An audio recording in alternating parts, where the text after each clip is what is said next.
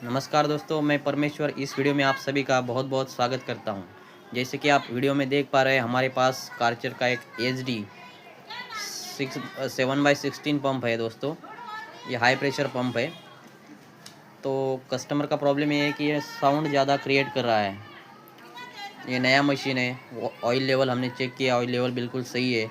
यहाँ पे जो 6 वॉल है वो हमको चेक करना पड़ेगा दोस्तों। वहाँ पे कोई डैमेज है तो ये साउंड आ सकता है।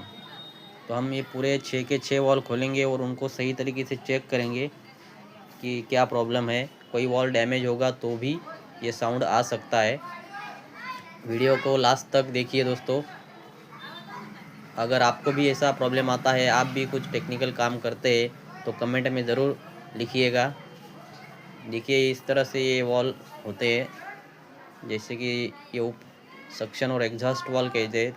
ये देखिए दोस्तों, 6 के 6 वॉल जो है एक ही तरह के होते हैं। ये इस तरह से ये दिखते हैं। तो यहाँ पर ये 3 हम अभी चेक करेंगे। उसके बाद वो नीचे वाले जो 3 हैं वो भी हम खोलेंगे। तो 5 वॉल इसमें सही है, एक ही वॉल इसमें डैमेज है। इसके कारण ये साउंड आ रहा है।